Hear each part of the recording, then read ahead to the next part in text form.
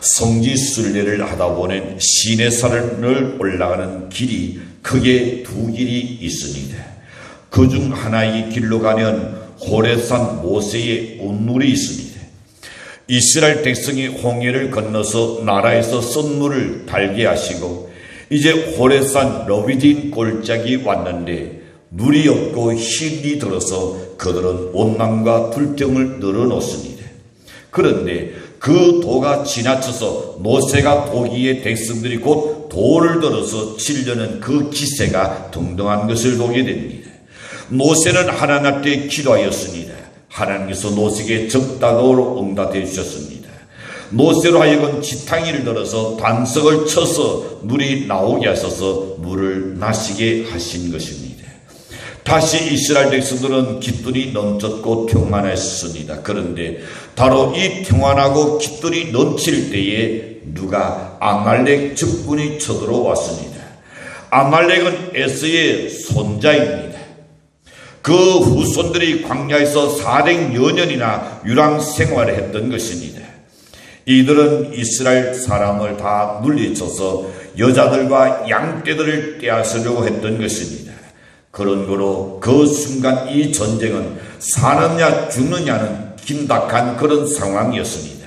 여기서 아말렉은 사탄의 모형입니다. 우리는 눈으로는 안 보이지만은 늘 이런 저런 모양으로 아말렉의 무리와 항상 싸우고 있는 것입니다. 하나님께서는 언제나 함께 주셔야만이 우리는 승리의 승리를 거듭할 수 있다고 믿습니다. 본문의 말씀을 보니 16절에서는 이렇게 말씀합니다. 대대로 승리케 하리라는 말씀입니다. 그러므로 우리가 염려스럽고 걱정되는 것이 있다고 해도 하나님이 붙들어 주심을 믿고 나아가야 할 줄로 믿습니다. 왜냐하면 하나님께서 여호와가 아말렉과 더불어 대대로 싸우리라. 반드시 그렇게 되는 그날에는 우리는 승리할 수밖에 없는 것입니다. 그러면 어떻게 해야 우리의 모든 염려를 물리치고 우리한테 있는 모든 적들을 물리치고 우리 가슴 속에 있는 두려움과 걱정을 물리치고 승리롭게 살 수 있겠습니까? 첫 번째 말씀을 드리고자 합니다. 말씀 따라 최선을 다해 힘써 노력해야 합니다. 9절에서 보시는 모세가 요수아에게 이르되 우리를 위하여 사람들을 택하여 나가서 아말렉과 싸우라 그랬습니다. 이 날씨는 환경 앞에 거들먹고 두려워서 엄두도 내지 못하고 무기력하여 주저앉지 말라는 것입니다. 사람이 할 수 있는 것은 최선을 다해서 힘써 노력하라는 말씀입니다. 그래서 요수아는 모세의 말씀대로 군사들을 총동원해서 싸웠습니다. 최선을 다했습니다. 오늘 우리도 썰나 어떻게 되겠지라는 생각으로 두 손 놓고 가만히 있어서는 아니 될 줄로 여겨집니다. 히브리서 11장 6절 말씀 보시는 믿음이 없이는 기쁘시게 못하나니 하나님께 나가는 자는 반드시 그가 계신 것과 또한 그가 자기를 찾는 자들에게 상 주시는 이 신을 믿어야 할지니라고 말씀하셨습니다. 약속을 믿고 믿음으로 나가라는 말씀입니다. 최선을 다하라는 말씀입니다. 그리하면 하나님은 우리의 믿음의 반응을 보이시는 것입니다. 우리 하나님은 모든 것을 할 수 있다는 하나님의 능력을 믿는 열매시기를 축도합니다. 베드로처럼 바람과 풍랑을 보며 그러되는 진노랍니다. 세상을 보낸 두려움이 생깁니다. 내 앞에 있는 치력 같은 장벽을 보낸 역걱정이 됩니다. 아직도 살아갈 나라를 생각하면 안 당할 수 있을 것입니다. 베드로처럼 예수님의 차원에 달아왔을 때는 무리를 걸을 수 있었습니다. 믿음에는 세 가지가 있습니다. 과거에 대한 믿음이 있습니다. 이는 이제까지 함께 하신 하나님을 믿는 믿음을 말합니다. 지금까지 여러분 무사히 살아왔으니 또한 그 하나님이 이 순간도 앞날도 함께 하실 줄 믿기를 축복합니다. 두 번째는 어떤 믿음입니까? 미래에 대한 믿음인데 이는 장차 하나님이 함께 하실 것을 믿는 것입니다. 세 번째는 현재에 대한 믿음입니다. 현재도 하나님이 함께 하심을 믿어야 할 줄로 믿습니다. 여호수아는 과거의 이스라엘 백성들로 하여금 홍해를 건너게 하시고 나라에서 선물을 달게 하신 그 하나님을 믿고 지금 용맹스럽게 아말렉과 싸우는 전투에 지금 나갔었던 것입니다. 주전 311년에 콘스탄틴 대제가 황제에 오르기 전이었습니다. 막센티우스 장군과 싸우게 되었습니다. 콘스탄틴은 하나님께 간절히 그날 기도하기 시작합니다. 그랬더니 하나님께로 응답을 받았습니다. 콘스탄틴에게 하나님의 음성이 들리고 환상이 보였습니다. 담대하라, 십자가는 바라보라는 음성이 들린 것입니다. 눈을 떠서 보아도 십자가 역력하게 그것이 눈앞에 선합니다. 그 붉은 십자가가 이리 봐도 십자가고 저리 봐도 십자가요. 그는 그 순간에 용기를 얻기 시작합니다. 그래서 그는 그 모든 군사들에게 십자가를 붙여주었습니다. 십자가의 국기를 들게 했습니다. 그리고는 그 막센티우스 장군과 더불어 전쟁을 치기 시작했습니다. 그 전쟁은 매우 격렬했습니다. 이 전쟁에서 치게 되면 콘스탄틴은 역적으로 몰려서 죽게 되는 그런 상황입니다. 그러나 하나님이 함께 하시는 그는 믿고 나아갈 때에 마침내 전쟁에서 대성을 거두고 황제의 자리에 올라가게 되었던 것입니다.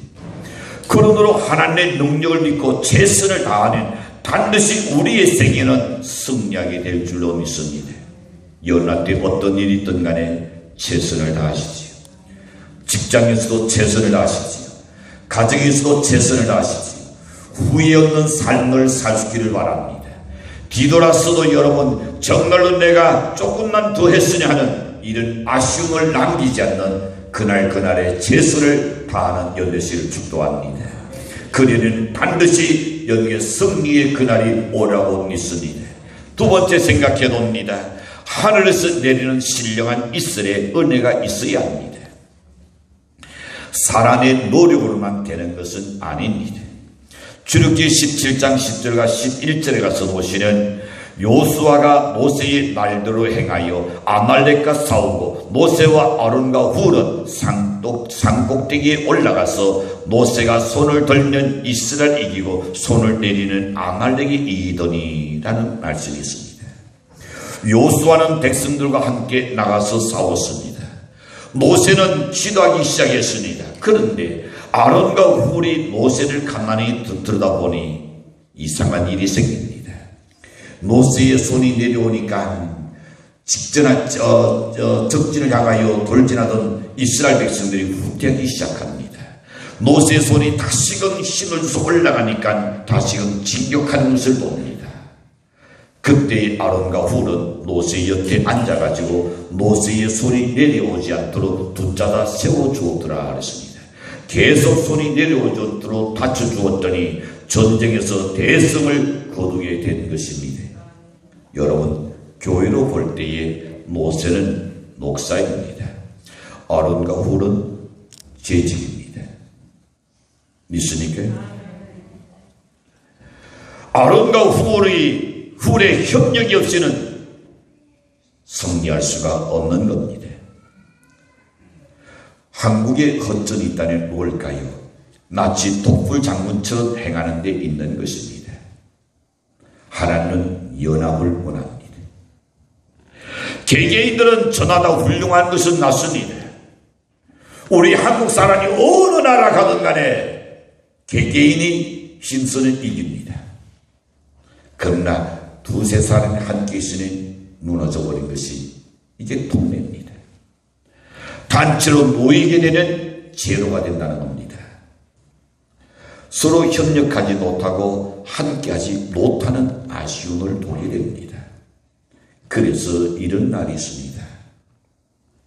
이스라엘 사람과 일본 사람과 한국 사람이 서로 상전에 하는데 한국 사람이 들어오기 전에 이스라엘 사람들이 언제든지 상술해서 일본 사람을 능가했었습니다. 그런데 한국 사람이 딱 들어오는 순간부터 일본 사람도 상전도 무너지기 시작하고 이스라엘 사람도 무너지기 시작했습니다. 얼마나 열심히 일하는지, 얼마나 부지런한지. 남들이 잠잘 때 일어나가지고 상전 문을 열고 벌써 손이 나지할 준비하고 있습니다. 이스라엘 사람이 가만히 생각해 보았습니다. 어떻게 하면 우리가 저 모든 상전을 이길 수 있을까? 한 가지를 발견했습니다. 이스라엘 사람이 돈을 투자해서 한국 사람에게 당신 이와 같은 똑같은 장사를 해보지 않고서 저는 돈이 없는데요. 그거는 걱정하지 말라. 내가 다 해줄 테니 그러다가 장사가 안 돼서 나가면 어떡합니까? 나가면 안 갚아도 좋다. 잘 되면 그때 갚으면 된다. 이 웬 너희가 싶어서 상전을 그 옆에다가 다 열어주니까 열심히 일을 합니다. 두 사람을 경쟁 붙여놓으니까 어디 될까요? 결국은 서로 나가야 됩니다. 여러분, 이 유대인들은 탈무드란 지혜서를 통해서 물려받은 정신적 유산이 있어서 협동 정신이 강하게 그들의 머릿속에 꽂혀 있는 것이 유대인들입니다. 그리고 승부하면 어떤 일이 생길까요? 자, 그래서 유대인들은 10사람이 있으면 한 사람을 반드시 성공시킨다 했습니다. 9명이 한 사람의 자본을 다 내줍니다. 그래서 그 한 사람을 다시금 일으키는 이 사람이 그 원건을 갚으면 또 한 사람을 선택해서 또 살린다는 겁니다. 학교들이 있는 여러분 지역을 가보십시오. 중국 사람들이 그렇게 많이 모여서 사는 것은 학교들이 자기의 사람이 와서 살려고 애를 쓰면 다 도와줘요. 그래서 그 집에 물건을 필요한 것은 다 그 집에만 사갑니다. 우리 한국에 돼서 나한테 가서 안 사요. 그래서 그 사람이 일어나게 만들어주는 겁니다. 그래서 학교들이 다 잘 살아요. 우리 한국은 어떻습니까? 내 이익만 생각하게 되죠. 나라의 어린 국익보다는 내가 얼마나 조금 더 적은 돈으로 부를 누릴 수 있을 것인가.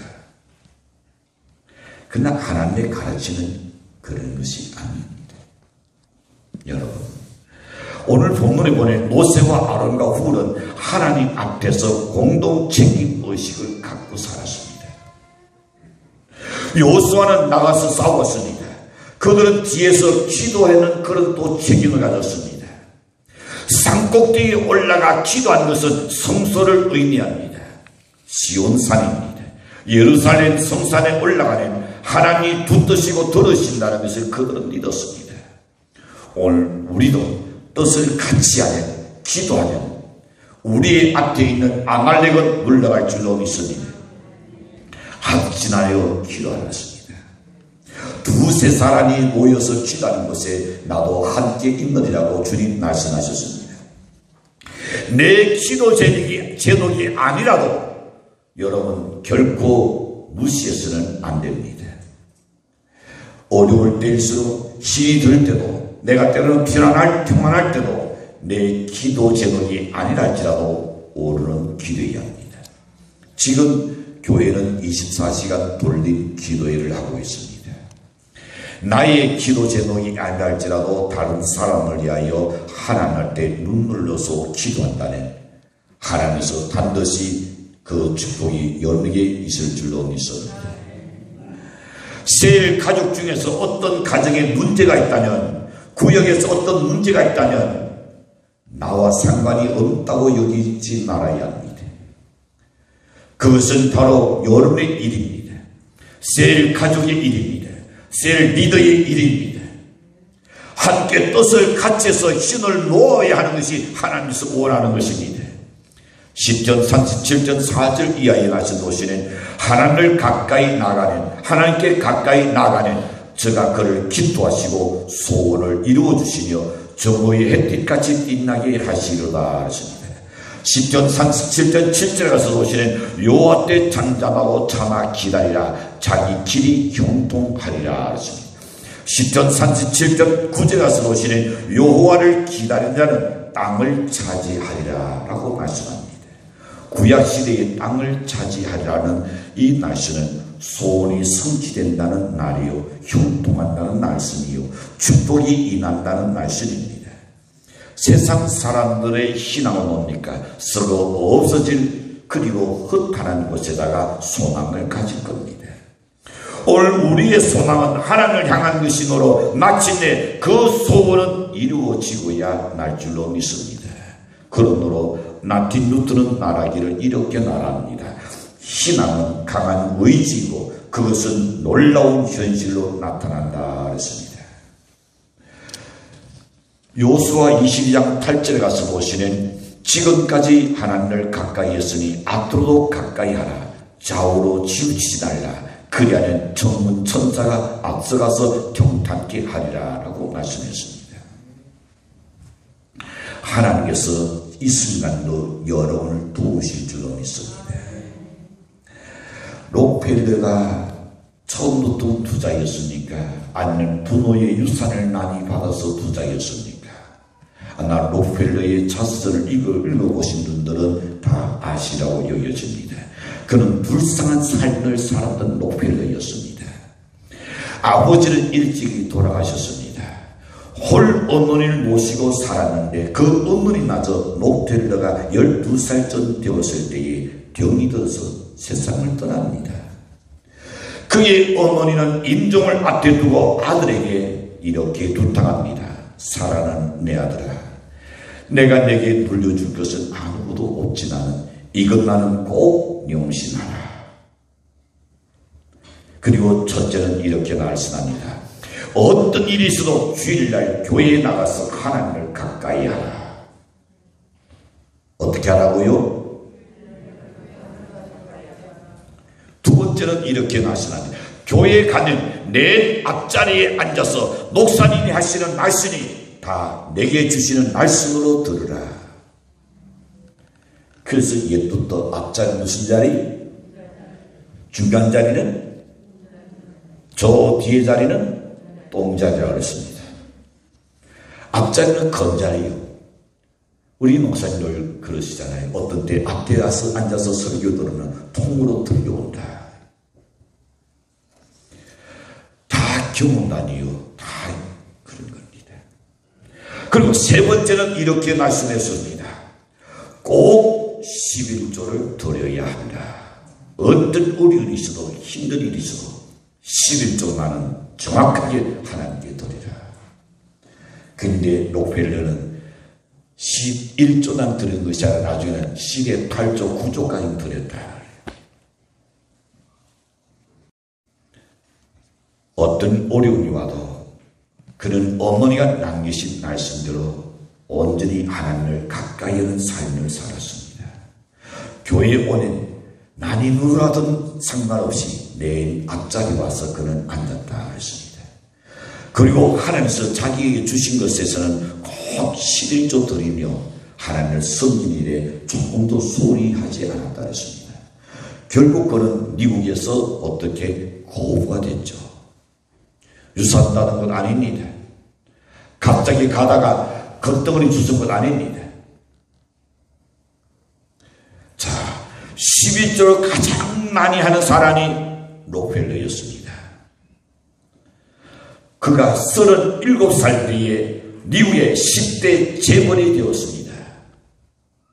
미국 90%의 석유 회사를 차지하게 된 겁니다. 그럼 요셉은 어떻습니까? 12아들 중에서 제일 존귀하고 축복을 가장 많이 받은 사람 바로 요셉입니다. 그 이유는 뭐였습니까? 하늘의 이스라엘 복을 받았기 때문입니다. 이스라엘 복은 신령한 영적인 복입니다. 내리지 않은 것 같지 않은 그러나 이스라엘은 내리고 있습니다. 젖지 않는 것 같지 않은 날이 새보는 헌떡 젖어 있는 것이 이스라엘입니다. 땅에 저장되었던 최고의 상품을 요셉은 받았습니다. 연 광야에 가시는 선인장들을 보게 될 겁니다. 우리 한국에서 조그마한 선인장 보다가 연의 키보다 월등히 큰 그 선인장, 그러나 광야에 아주 사막입니다. 근데 어떻게 이 사막에서 이 선인장들이 자랄 수 있을까? 선인장은 물을 안 먹고도 자랄까? 물 안 먹고 자라는 식물이 어디 있습니까? 그런데 단세들이 있을 때문에 선인장이 자랄 수 있었던 겁니다. 백양목이 깊이 뿌리를 내리며 단단하게 자랄 수 있는 것은 역시 있을 때문이라 그랬습니다. 백양목은 아주 조직 자라기 때문에 그 대신 몸질이 단단합니다. 그러므로 성전의 기둥으로, 성전의 나무로 쓰일 수 있는 것이 백양목입니다. 세상 사람들은 최선을 다하는 근함이라고 생각하고 그 다음에 내 운명이라고 지부해버릴 때가 없잖아 있습니다. 그러나 우리 성도의 삶은 그렇지 않습니다. 광야에서 단의 이슬이 내리듯이 어두운 단, 고통의 단에 하나님의 은혜의 이슬이 여러에게 내리고 있다는 것을 믿으셔야 합니다. 그러므로 세상 사람들과는 차이가 있습니다. 날마다 신령한 이슬을 맞고 살아야 하는 겁니다. 하루라도 이슬이 그쳐버린다면 선인장이 자랄 수 없습니다.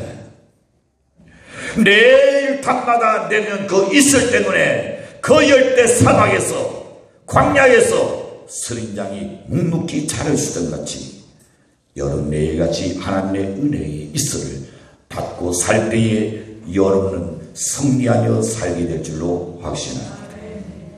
세 번째 생각해 봅니다. 하나님의 은혜를 언제나 기억하며 살아가야 하나님의 축복이 끊기지 아니할 줄로 믿습니다. 14절 말씀에 보시면 이것을 책에 기록하여 기념하게 하라 그랬습니다. 다시 말하면 상기하라 이 말입니다. 이것은 과거에도 함께 하신 하나님, 장래도 함께 하신을 믿으라는 말씀입니다. 성경의 역사적 사실이지 슬화가 아닙니다. 꾸며낸 이야기가 아닙니다. 그러므로 말씀 그대로를 믿어야 할 줄로 믿습니다. 어느 주일학교 교사가 자유주의 노선의 신학 사상을 가진 책을 읽고는 아이들에게 성경을 가르치게 되었습니다. 그 성경의 대목 중에 이 대목을 가르칩니다. 홍해바다에 대한 사건입니다. 얘들아, 이스라엘 백성들이 홍해를 건넌 것은 물이 설물이 있고 바다에는 민물이 있고 설물이 있지 않느냐. 근데 물이 다 빠진 설물대에 그들이 빨리 건너게 된 것이다. 그러니 그 앉아있던 주일학교 한 아이가 그때 선생님에게 이렇게 이야기합니다. 선생님, 그것도 참 기적이네요. 물이 다 빠져서 발로까지 왔는데 어떻게 애국의 군사들이 그곳에 빠져 죽었을까요? 성경 말씀은 여러분 어떤 슬화가 아닙니다. 전설이 아닙니다. 역사적인 사건인 줄로 믿습니다. 하나는 가나안에 들어가도 이 사실은 잊지 말 것을 당부했습니다. 이 사건을 기억하라. 하나님 행하신 일을 기억해야 합니다. 이 말씀은 무슨 뜻입니까? 과거에도 함께 하신 하나님, 현재나 미래에도 함께 하시니 언제나 그 하나님을 잊지 말라는 겁니다. 여러분이 과거에 하나님의 은혜를 체험했으니까 그 하나님 지금도 계실 줄로 믿습니다. 여러분이 잘될 때에 계시던 그 하나님이 지금 어려운 터널 안에 있을 때도 하나님이 계실 줄로 믿습니다. 건강할 때 여러분 함께 하신 그 하나님, 그러나 병들었을 때도 하나님이 함께 하실 줄로 믿습니다. 모세와 함께 하셨고 요수와 함께 하신 하나님은 여러분과도 함께 하시라고 믿습니다. 그런데 가나안에 들어가서 이스라엘 백성들은 그만 하나님의 은혜를 잊어버렸습니다. 아말렉이 또 쳐들어왔습니다. 7년 동안 오직 고생을 했습니다. 그제서야 비로소 이스라엘 백성들은 하나님께 기도하기 시작합니다. 하나님은 다시 기도원을 세우셔서 미디안과 아말렉 족속들을 물리쳐 주셨습니다. 그러므로 하나님의 은혜를 평생 잊지 아니하는 하나님께서 성립케 하신다는 사실을 우리에게 깨워주시는 대목입니다. 위기가 아니라 위기를 도리어 새로운 기회로 삼는 연례식을 축복합니다. 기도 없는 자기 노력을 말하는 것이 아닙니다. 하나님의 도우심을 구하셔야 합니다. 하나님의 이슬 같은 은혜를 믿어야 합니다. 미식한 호수에서 큰 배가 다스나여 많은 사람들이 죽게 되었습니다. 그때 어떤 젊은 청년이 17명을 익사하려던 사람들을 살려내셨습니다. 그것이 신문과 방송에서 아주 대서특필로 떠들썩에 있었습니다. 그 후에 로스앤젤레스에서 토레이 목사님이 설교 중에 그때 있었던 사건을 이야기하며 어떠한 청년이 17명이나 익사하려던 사람들을 구했습니다 라고 설교하는데, 그때 청중 가운데 한 청년이 손을 번쩍 들면서 그때 그 청년이 바로 저입니다 라고 하더라는 겁니다. 그저 목사님이 물었습니다. 세월이 많이 흘렀는데 오늘 이 자리에 계시니까 한 가지 소감을 물어보고 있습니다. 그때 느낀 소감이 지금 가슴속에 남는 것이 있다는 뭡니까? 그 사람이 말합니다. 17명을 다 구해주시라. 한 사람도 고맙습니다, 감사하다고 말하는 사람은 없었습니다. 갑자기 분위기가 진해졌습니다. 여러분, 하나님은 우리를 구원해 주시고 기적의 역사로 오늘까지 함께 해주셨는데, 오늘 우리는 그 은혜를 잊고 살 때가 얼마나 많습니까? 하나님의 은혜를 잊지 말아야 합니다. 언제나 상기하라고 주님 거듭거듭 말씀합니다. 하나님께서 러비딘에서 구원하셨다면 그 하나님은 오늘 나에게도 함께 하시소 구원하실 줄로 믿으시길 축복합니다. 하나님은 어제나 오늘 영원토록 동일하신 하나님이십니다.